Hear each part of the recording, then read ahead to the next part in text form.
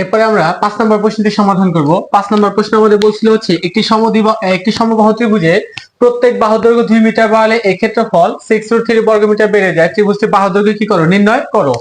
আমাদের আমাদের যে সমবাহু ত্রিভুজের কথা বলছি, এটা করার জন্য আগে একটা চিত্র অঙ্কন করলাম। অঙ্কটা সমাধান করার জন্য ধরলাম এটা একটা সমবাহু ত্রিভুজ, যার প্রত্যেক বাহু দৈর্ঘ্য কত মিটার, এ মিটার করে। এটাও এ, এটাও এ, এটাও কত, এ, প্রত্যেকটাই কত মিটার, এ মিটার। এখন বলছে বাহু দৈর্ঘ্য যদি 2 মিটার বাড়ানো হয়, এটা যদি এ হয় তাহলে এটা হচ্ছে 2 মিটার বাড়ালাম, তাহলে কত আসবে, এ প্লাস 2। অর্থাৎ 2 মিটার যদি বাড়ানো হয় তাহলে এ প্লাস 2 আসলে বাহু দৈর্ঘ্য। তখন এই বাহুটা আমাদের কি হয়ে যাবে, বড় হয়ে যাবে।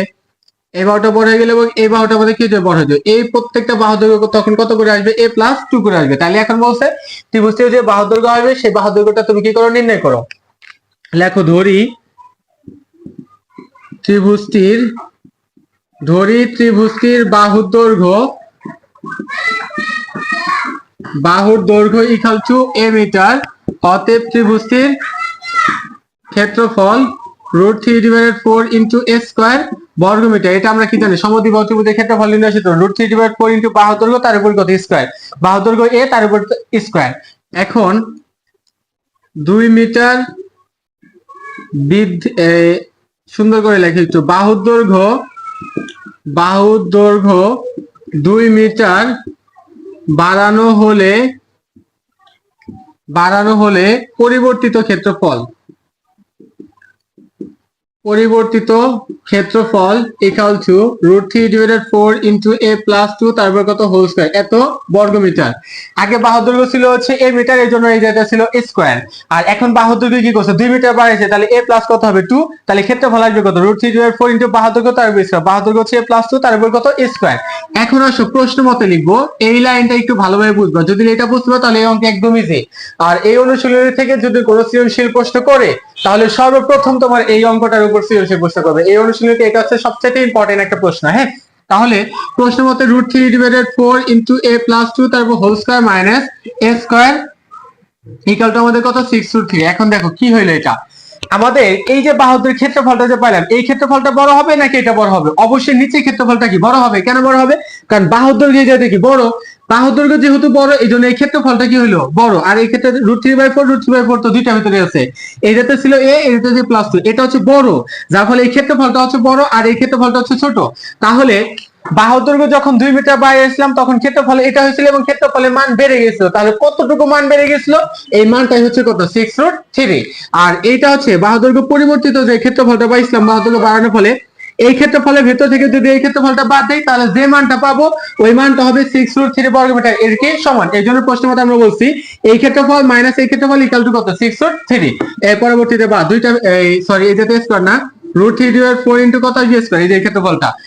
পরের ক্ষেত্রফল বিয়োগ পূর্বের ক্ষেত্রফল ইকুয়াল টু কত, 6√3। এখন প্রশ্ন মতে দেখো দুইটার ভিতরে কমন আছে কত, √3/4, এই যে থাকবে কত, এ প্লাস 2 থাকবে হোল স্কয়ার, আর এই যে থাকবে এ স্কয়ার, আর ইকুয়াল টু কত আমাদের 6√3। বা এটাকে ধরে এ আর এটাকে ধরে বি, এ প্লাস বি হোল স্কয়ার, সূত্র কি হবে, এ square plus 2 A B plus কত, B square minus a square যা আছে তাই ইকুয়াল টু 6√3। এই পাশে 4 ছিল ভাগ, ওই পাশে যা হবে গুণন, আর √3 ছিল এই পাশে উপরে, তাহলে এই পাশে আসবে কি নিচে। এখন দেখো √3 আর √3 কি কাটা, আর এই পাশে আমাদের এ স্কয়ার আর এ স্কয়ার কাটা, 2 আর 2 গুণ করলে 4, তার সাথে এ প্লাস 2 কে স্কয়ার করলে কত আসবে 4, আর এই পাশে 4 6 কত আসবে 24। বা 4a ইকুয়াল টু 24, 4 এই পাশে প্লাস ওই পাশে যা মাইনাস, বা 4a ইকুয়াল টু 24 থেকে 4 বাদ দিলে কত আসবে 20। বা a ইকুয়াল টু 20 ডিভাইডেড কত 4, এই 4 এর পাশে গুণ ওই পাশে যা ভাগ, অতএব a ইকুয়াল টু কত আসবে 5, 4 কে 4, 4 পাশে কত 20, তার মানে 5 মিটার।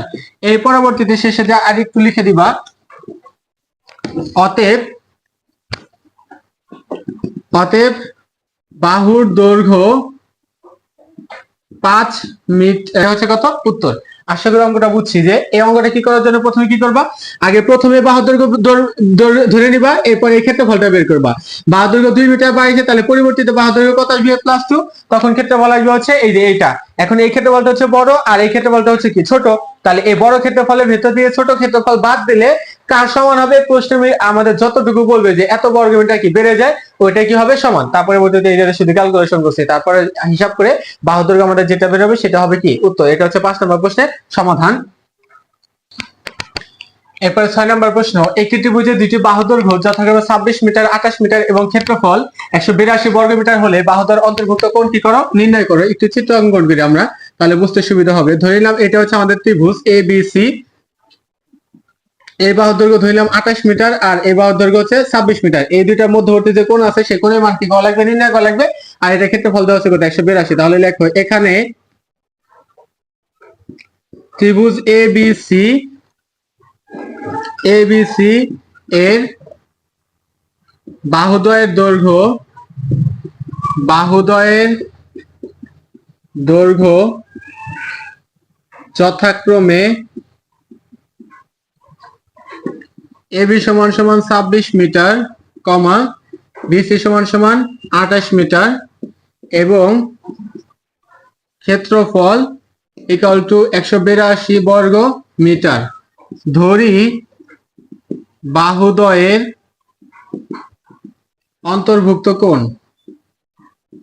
অন্তর্ভুক্ত কোণ সমান সমান থিটা। তাহলে আমরা জানি